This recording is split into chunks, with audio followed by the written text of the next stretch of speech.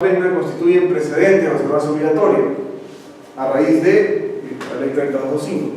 Ellos solo pueden ser modificados por otro acuerdo de sala plena o por la ley. Deben ser publicados estos precedentes, ¿no?, para que tengan efectos en el peruano. Las entidades y las salas del propio tribunal están obligadas a resolver las apelaciones que conozcan de conformidad con los precedentes de observancia obligatoria. O sea, tienen que aplicar los precedentes de observancia obligatoria, tanto quien, el tribunal, como las entidades, cuando resuelven. Ahora, ¿qué cosa es un acuerdo de sala plena? En el tribunal de contrataciones, creo que con cargo a confirmarlo, me parece que en la actualidad hay cuatro salas, y cada sala está conformada por 3 vocales. Son 3 personas que conforman cada sala. Entonces, cuando llega una apelación al tribunal, esta parte que hemos visto por acá,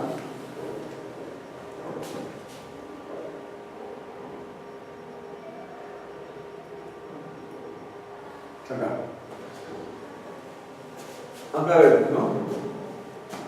Remisión a sala. Esa remisión a sala se la remiten a una sala del tribunal de contrataciones. ¿Quién? La secretaría del tribunal. Se la remite a una de las salas, que está conformado por 3 vocales. Entonces, cada apelación que resuelve cada sala se resuelve de manera particular. O sea, ¿qué puede ocurrir? Que el criterio de un tribunal, de una sala, no sea compartido por otra sala. Y eso no quiere decir que esté mal, ¿no? Bueno, sí, en teoría no debería ser así, ¿no? Porque debería haber predictibilidad. Pero la norma, la resolución que resuelve la sala 1, no tiene por qué ser la resolución que resuelve la sala 2. Ahora, ¿cómo resuelven las salas? Recordemos que es un órgano colegiado y resuelve, ya sea por unanimidad o por mayoría. Son 3 vocales por sala. Y entonces, volvamos al otro lado.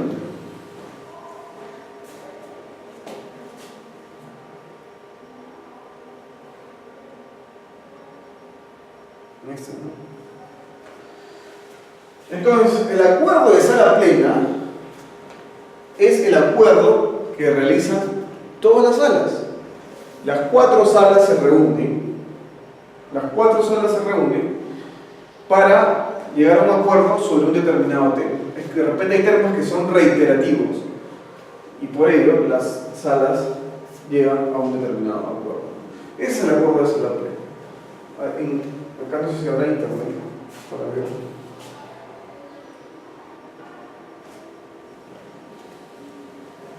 Entonces, por favor, yo les sugiero que revisen en la página del OCE, ahí están los acuerdos de la plena, que son actuales. Ahorita no sé si hay internet acá. Bueno, vamos a seguir con las láminas. Ante esa resolución del Tribunal de Contrataciones o de la entidad, si seguimos en desacuerdo con esa resolución, podemos interponer una acción contenciosa administrativa. Si la resolución del Tribunal de Contrataciones del Estado o la resolución de la entidad que pone fin al procedimiento de impugnación constituye decisiones de última y definitiva instancia administrativa. Estamos en instancia administrativa. Si el administrado decide recurrir al Poder Judicial para cuestionar la decisión del tribunal o de la entidad, utilizará la acción contenciosa administrativa al amparo de lo dispuesto en el artículo 148 de la Constitución Política del Perú. La sentencia emitida en definitiva instancia por el Poder Judicial se denomina cosa juzgada. La interposición de la demanda contenciosa administrativa no suspende la ejecución de lo resuelto por el Tribunal de Contrataciones. Ojo, esa interposición de la demanda contenciosa administrativa no tiene efectos suspensivos. solo puede suspender en forma inmediata cuando el Poder Judicial concede ¿qué cosa? Una medida cautelar. Y eso es lo que ocurre muchas veces, que se interpone medida cautelar ante juzgados. Bueno, se ponen medidas cautelares ante ciertos juzgados y entonces en ese supuesto el tribunal sí no puede ejecutar, no se puede conseguir, no se puede seguir con el procedimiento, no se podría suscribir el contrato. Porque ¿qué sigue luego? Suscribir el contrato, ¿verdad?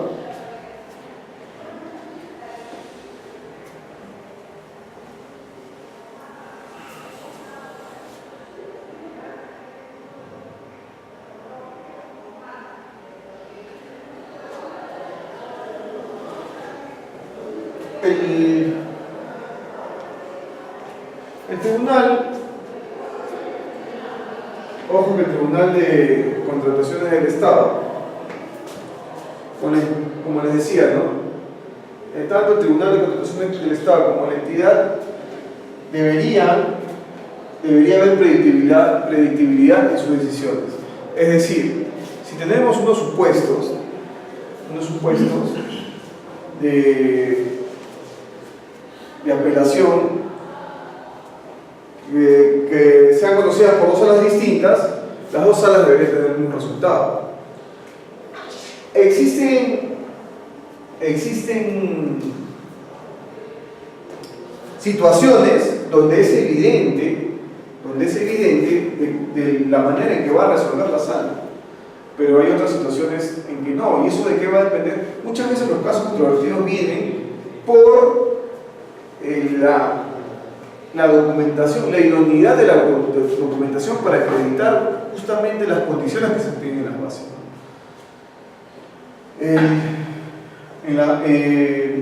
Muchas veces el Tribunal de Contrataciones considera que algunos documentos no son idóneos para acreditar ciertas condiciones en las bases, pero puede haber otras salas que sí los consideran idóneos, y es ahí donde viene la divergencia, ¿no?, de la predictibilidad. Eso es un ejemplo. Otra cosa que les quería decir es que respecto a los acuerdos a la plena, por ejemplo, el Tribunal de Contrataciones ha señalado que en muchas resoluciones, en reiteradas resoluciones, en realidad ya lo viene señalando,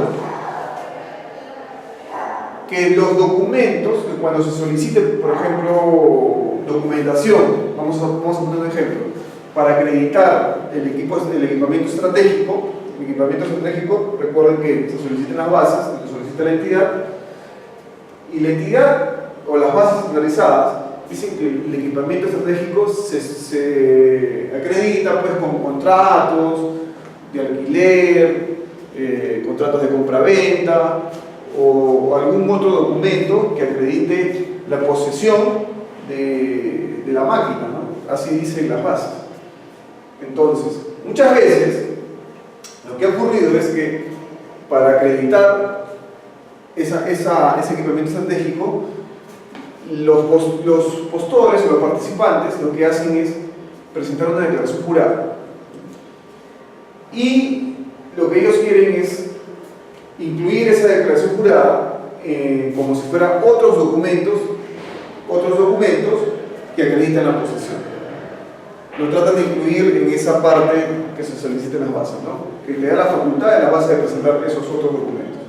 Entonces el Tribunal de Contrataciones del Estado ya se ha pronunciado sobre el particular y ha señalado, ¿no?, en reiteradas resoluciones, que una declaración jurada no constituye un documento, otro documento, que va a acreditar la disponibilidad, porque solamente es una declaración del mismo proveedor, del mismo participante. En realidad, para acreditar la disponibilidad, no entra a tallar la voluntad del participante, sino de un tercero, que en realidad está señalando a través de un contrato o de algún tipo de documento que este señor, el participante, tiene la disponibilidad de la máquina.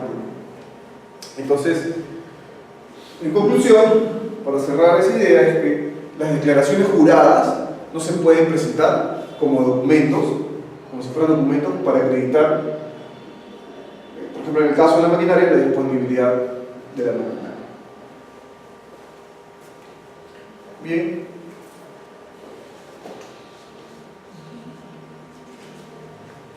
Un ratito voy a pedir un poquito de agüita.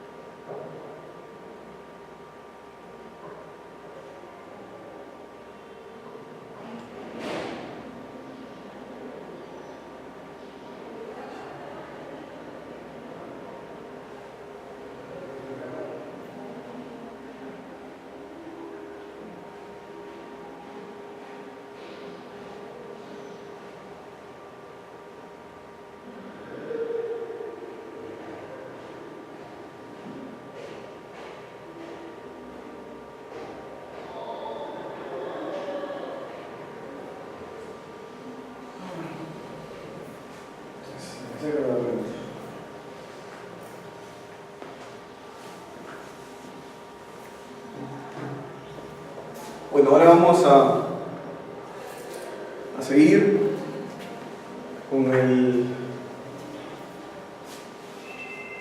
con la solución de controversias durante la ejecución del contrato. Al inicio de la clase estábamos diciendo que controversias se van a generar durante el proceso, todo el proceso de contratación, solamente en dos fases, en dos de las tres fases.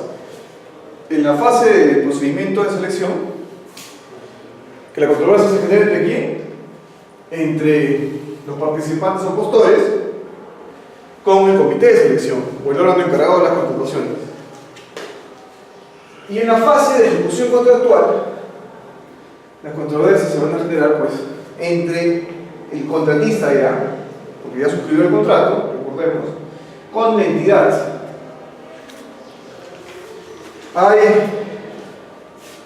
En el derecho existe métodos de solución de conflictos,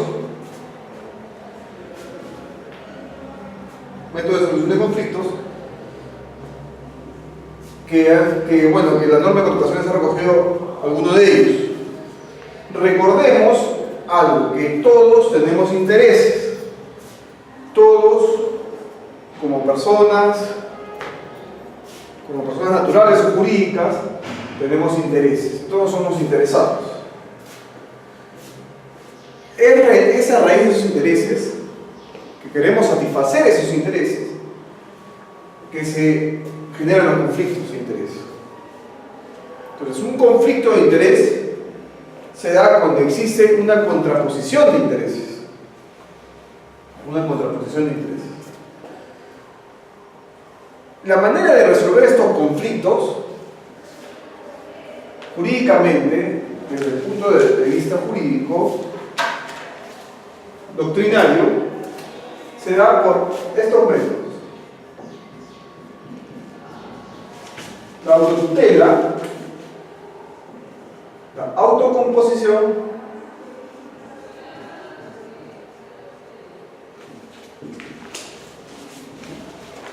y la heterocomposición.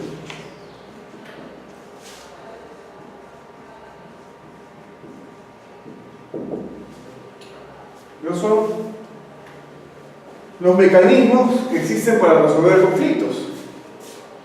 ¿Cuándo se da la autotutela? Bueno,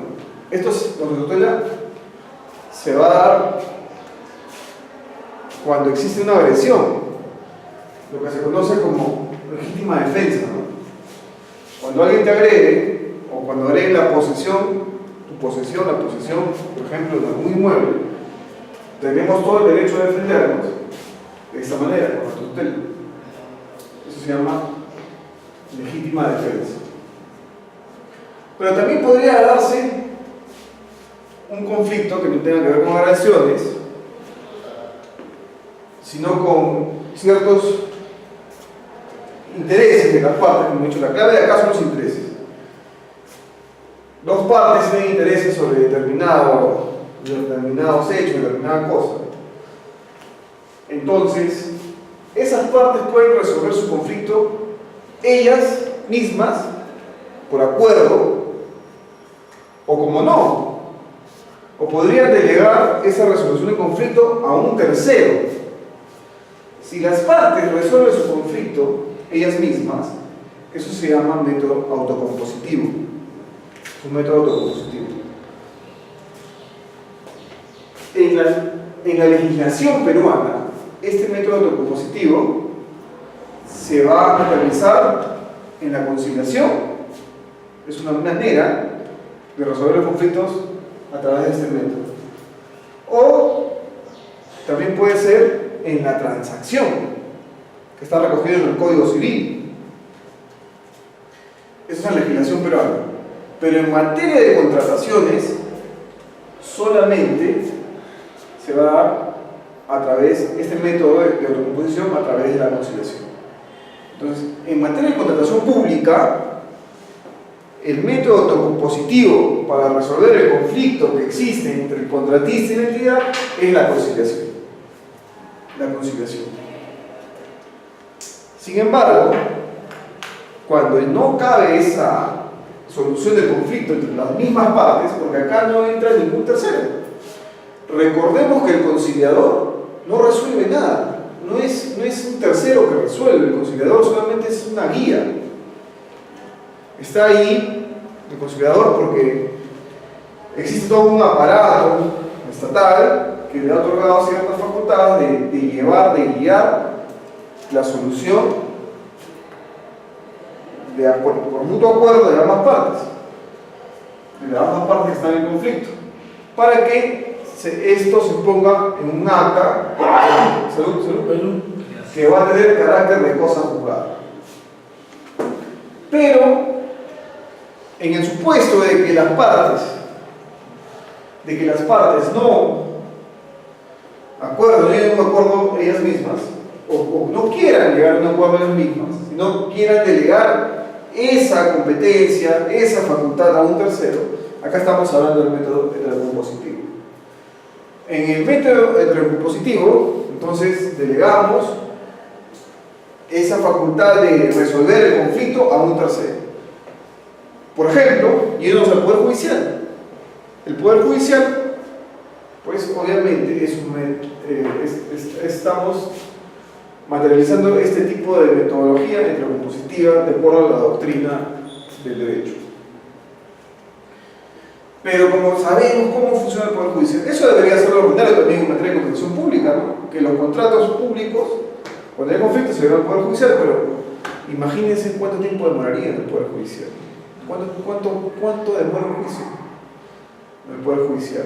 Y entonces el Estado, para tratar de ser más eficientes en la ejecución de sus contratos, porque si no se resuelve, no se ejecuta y se paraliza el Estado. Entonces, lo que ha dicho es, no vamos a ir al Poder Judicial y vamos a delegar esa función a un árbitro.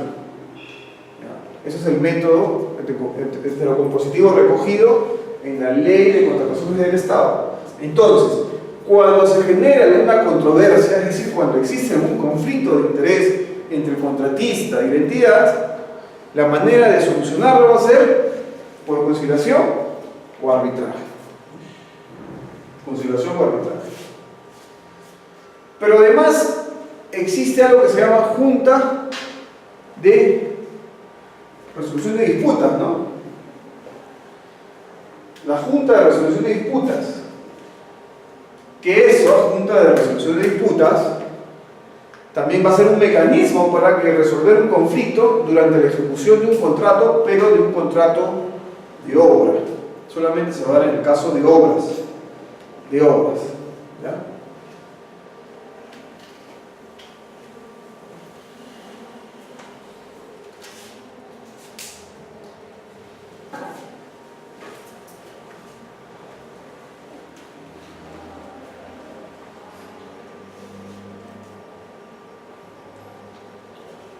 Bien, las controversias, es decir, los conflictos de interés que se generen, entonces hemos dicho que se van a resolver ya sea por conciliación, junta de resolución de disputas para el caso de obras o arbitraje.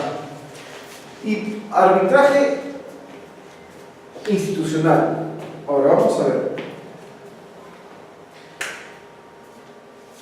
Jurídicamente, en doctrina,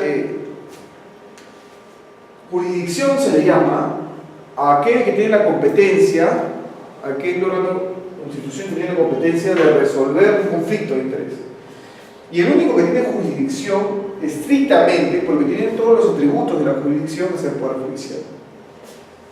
El Poder Judicial puede conocer, puede resolver, puede poner medidas cautelares, ¿no? Todo eso también lo puede hacer un tribunal arbitral, puede conocer, puede resolver, poner medidas cautelares, pero la diferencia entre un tribunal arbitral o un árbitro único como el Poder Judicial está en la ejecución de las decisiones. El único que tiene facultad de ejercer la fuerza para ejecutar sus decisiones es el Poder Judicial. El árbitro no tiene facultad para ejercer la fuerza de sus decisiones. Si una de las partes quiere que se ejecute un laudo arbitral por la fuerza, va a tener que llevar ese laudo al Poder Judicial a un proceso de ejecución para que se ejecute. Entonces, esa es la diferencia. La coacción se llama eso. La coacción es el atributo diferencial, ¿no?, que tiene el Poder Judicial a comparación del tribunal arbitral, la coacción. Muy bien. En el caso del arbitraje, existen dos tipos de arbitraje. El arbitraje institucional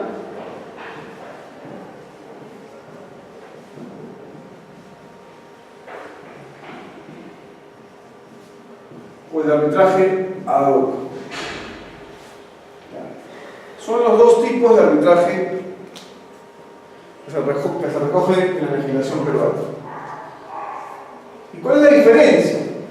Bueno, la diferencia es que este arbitraje institucional, como su nombre lo indica, lo va a llevar a cabo una institución que está organizada, que está constituida. Entonces, la institución lo que va a hacer es administrar el arbitraje. Ojo acá, la institución no resuelve, ¿ya? La institución no conoce el arbitraje, no. Una cosa es conocer el caso, así se llama, conocer o resolver, o juzgar, conocer el caso, y otra cosa es administrar. Quien administra el arbitraje es la institución que está constituida. La institución administra el arbitraje, pero no conoce ni resuelve.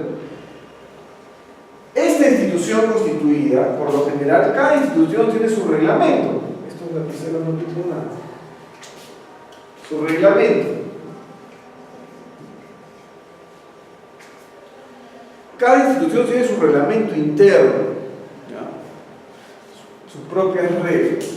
Y en su reglamento, y además de su reglamento, cada institución tiene su lista de árbitros. Existen muchos árbitros que se adhieren, se incorporan a estas instituciones, obviamente cumpliendo ciertos requisitos que la institución les pide para estar en su staff de árbitros. Y entonces cada institución tiene su reglamento y su lista de árbitros. Entonces, ese es el arbitraje institucional. Y el arbitraje ad hoc, bueno, acá no hay institución que administre el arbitraje, sino que son árbitros que se van a designar a discreción de las partes. Las partes, tanto la entidad como el contratista, van a designar ya sea un árbitro único, se van a poner de acuerdo, o cuando no se pongan de acuerdo, lo va a hacer de manera residual el OCE. ¿Ya? El OCE. Recordemos que el arbitraje puede ser llevado por un árbitro único o por un tribunal arbitral compuesto por 3 árbitros. Entonces, si el arbitraje es único y las partes tienen la discrecionalidad de elegir a sus árbitros, ambas se ponen de acuerdo. Si no existiera acuerdo, la norma señala que de manera residual, es decir, cuando no hay acuerdo, quien va a decidir sobre el árbitro va a ser el OCE. El OCE va a poner el árbitro. Eso es el arbitraje ad hoc. Pero también podría haber un arbitraje ad hoc con tribunal arbitral. Cuando existe arbitraje ad hoc con tribunal arbitral, cada parte pone un árbitro. Cada parte elige a su árbitro. Y estos 2 árbitros eligen a un tercero como presidente del tribunal arbitral, que puede ser cualquiera. Ahora, acá obviamente no tienes que estar inscrito en una lista, en un registro, porque este arbitraje no lo administra ninguna institución, lo administran los mismos árbitros. Los mismos árbitros lo que hacen es delegar, designar a una secretaria arbitral, para que administre el arbitraje. Entonces, ese es el arbitraje ad hoc. ¿Cómo se designan los árbitros en el arbitraje institucional? Bueno, va a depender. Va a depender de cómo está establecido en el reglamento de la entidad, de la institución arbitral. Podría ser que la institución lo designe de manera aleatoria, o como vayan llegando los trámites, o por especialidad, o puede tener una serie de criterios. Entonces, eso va a depender del reglamento de cada entidad. En la actualidad, en Lima, por ejemplo, los arbitrajes o las instituciones arbitrales de mayor prestigio son pues la Cámara de Comercio de Lima, el Centro de Resolución de Conflictos de la Universidad Católica, o también tenemos, por ejemplo, el Colegio de Ingenieros. Son, digamos, las más conocidas. Ahora, a nivel nacional, también existen una serie de instituciones arbitrales, una serie de instituciones arbitrales. Por lo general son los colegios, ¿no? Los colegios. Entonces, ¿qué ocurre acá? Acá viene algo muy curioso.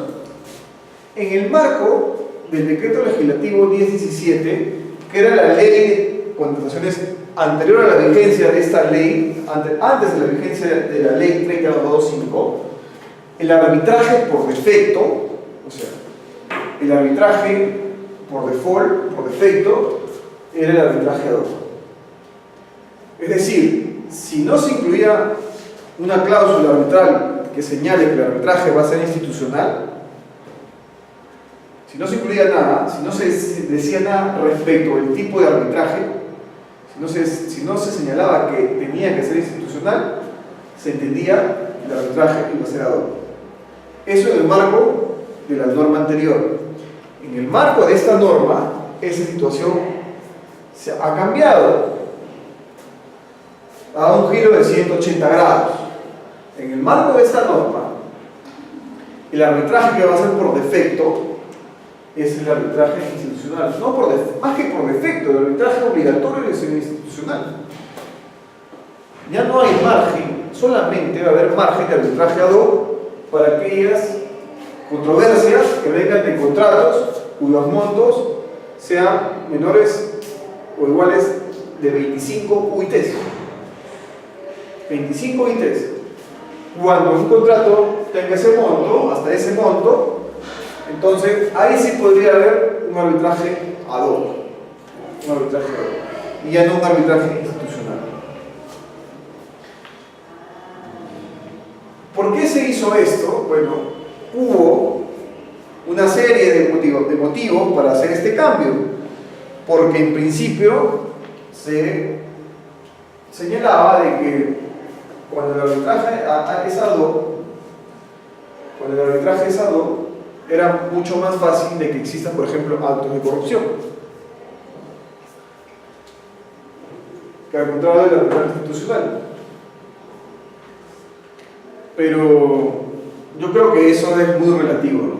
Porque acá es una institución igual que una secretaría, igualito que una secretaría, igual que acá tiene su secretaría, acá también tiene su secretaría. Igual van a seleccionar a unos árbitros. Y dependiendo del reglamento, podría haber un reglamento que pueda señalar que cada parte igual designa su árbitro y estos dos árbitros designan un tercero.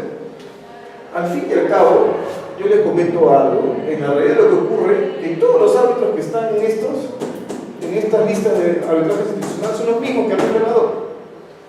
Entonces, ese argumento de que lo que se busca es combatir la corrupción con el arbitraje institucional, yo creo que no es válido, ¿no? Yo creo que el arbitraje institucional, eso es una opinión personal, no garantiza pues que no se cometa actos de corrupción.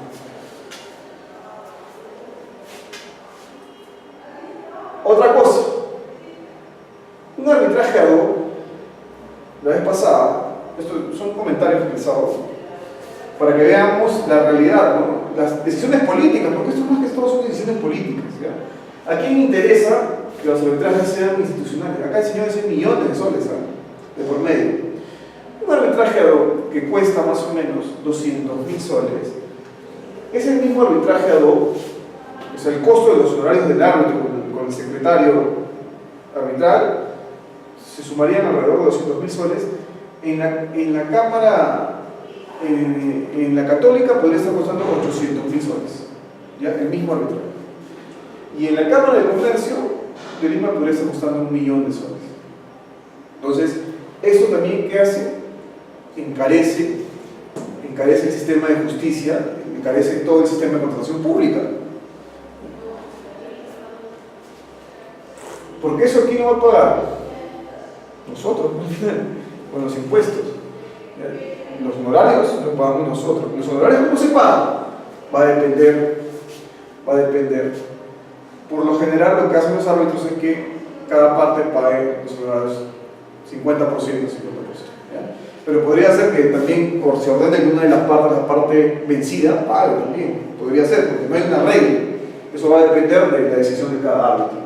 Y para eso tiene criterios de razonabilidad, proporcionalidad, para imponer la metodología del pago de los honorarios. Bien, entonces esos son los argumentos para que ahora el arbitraje sea institucional obligatoriamente, no es por defecto, sino obligatoriamente.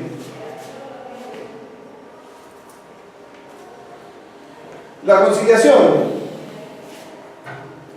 Ya hemos dicho que la conciliación es un método autocompositivo de solución de conflictos de interés entre dos o más partes. Pero acá propiamente en la contratación pública existen dos partes, el contratista con la entidad. Se puede pactar la conciliación como mecanismo previo al inicio de un arbitraje. Dentro del plazo de caducidad ante el centro acreditado por el